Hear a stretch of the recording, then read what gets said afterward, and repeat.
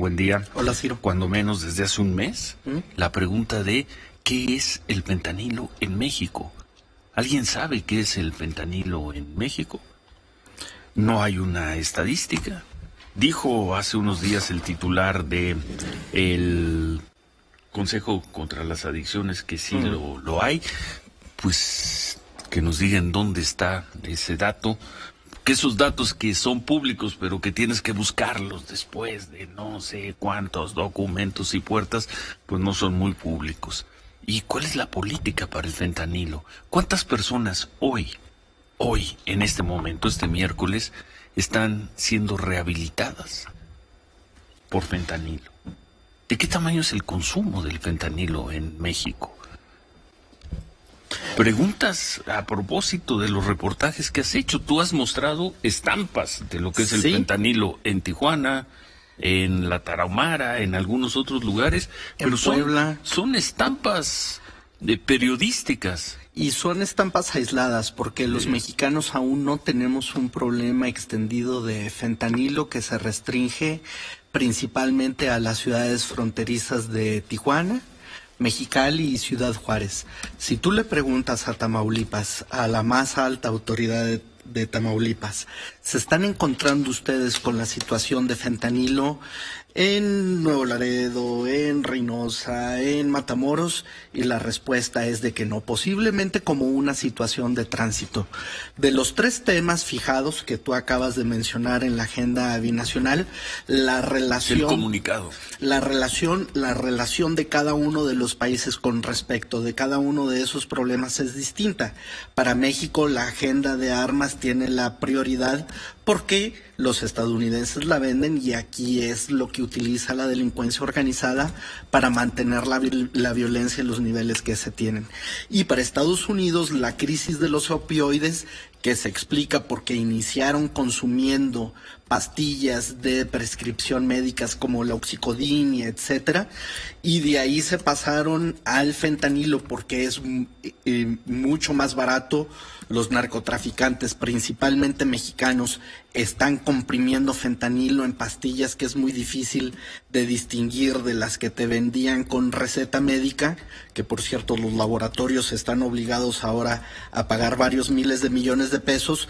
En México no lo tienes, también porque solo en esas ciudades se desarrolló una cultura de la inyección, lo que es algo difícil de ver. O sea, es difícil ver en la Ciudad de México a alguien inyectando heroína. O sea, ocurre, pero es raro. Es difícil verlo en Guadalajara.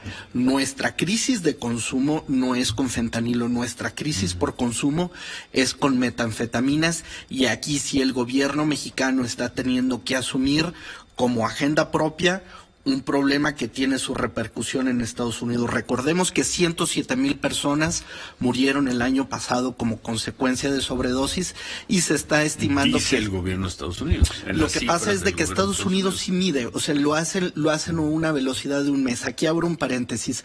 El director del CONADIC, que yo no sé si vaya a los puntos de venta, no lo creo, puede tener una cifra fidedigna de lo que se ha hecho en términos de aumento de consumos en el país, incluido por el COVID. Los estadounidenses vieron un pico ascendente durante el encierro por razones de la pandemia y los mexicanos no sabemos cuánta más cocaína estamos inhalando, cuántas más pastillas de prescripción médica nos estamos tomando, cuánto más cristal estamos fumando, etcétera, etcétera, ¿no? Porque no se ha hecho la encuesta. El número bueno que se tiene... ¿Y se hará? Bueno, quizá el próximo año, si hay presupuesto. Lo que pasa es de que hacer esa encuesta, según el gobierno federal, cuesta 150 millones de pesos. Yo no sé si una encuesta cueste eso. Tú estuviste involucrado en proceso de encuestas. Si una así de especializada, que no tiene nada que ver con esas. Bueno, 150 millones de pesos, y dice el CONADIC, el Consejo Nacional contra las Adicciones. El problema es que, de acuerdo con las medidas de austeridad del gobierno de la Cuarta Transformación, no podemos darnos el lujo de conocer a ciencia cierta cómo está funcionando. Bueno. El gobierno mexicano difícilmente sabe si el cristal que sí se está vendiendo, y ese creo que puede ser el tema con el fentanilo, El cristal que se está vendiendo en Tijuana se está cortando con fentanilo. Eso me lo dicen en la Cruz Roja, y en la Cruz Roja lo que pasa es de que se encuentran con personas que dan datos de sobredosis de fentanilo y que están dando datos también de sobredosis de metanfetaminas, porque el fentanilo produce un efecto esperado en los consumidores, incluso entonces, de otras drogas. Respondiendo la pregunta, ¿qué es hoy el fentanilo en México? ¿Un tema en la agenda con Estados Unidos? Es un fantasma. En México es un fantasma.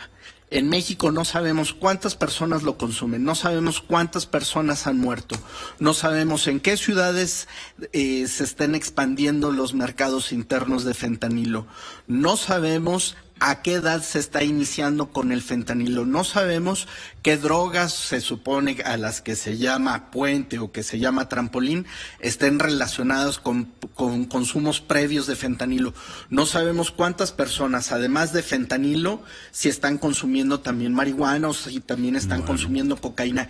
En realidad no sabemos. Tenemos una cosa que sabemos que es extraordinariamente letal, porque la sobredosis con fentanilo es sumamente fácil.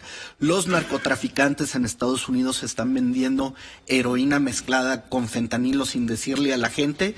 Si eso está pasando en México, no sabemos. O sea, no sabemos bien a bien cuántas muertes hubo por COVID, no sabemos bien a bien cuántas personas se están yendo en este momento a Estados Unidos con la esperanza de regresar. Es que en este gobierno no se miden las cosas. Hay una opción preferencial por la ignorancia, porque el dato es fifí. No es la ignorancia, sí, es el acto de fe. Las cosas van bien. No, es que el dato contradice a quien necesita tener los otros datos. Pues sí. O sea, el desconocer la realidad dura de los hechos es permitirle a los propagandistas decir, no es problema, güey, yo he visto y te traje una vez grabado a una persona con una situación de sobredosis en un Oxxo en Tijuana, sí. Y la gente de la Cruz Roja diciendo, necesitamos que lo vean porque necesitamos que aquí, al menos en Tijuana, la policía sepa utilizar naloxona, que es lo que revierte la sobredosis. Bueno, tenemos que hacer pausa. Regresamos con otros temas, Humberto, más adelante. Vamos a pausa. Y regresamos por la Les volvieron a dar aguacate para el desayuno. Pues ya van 2 días, espero que no hagan corajes. El desayuno de empresarios es avocado and egg, debe estar bueno, huevos con aguacate. No hagan corajes, compañeros. Tomato feta spread, bueno. 2 días desayunando para aguacate. Que veas. Vamos a pausa. Y regresamos, estamos por la mañana.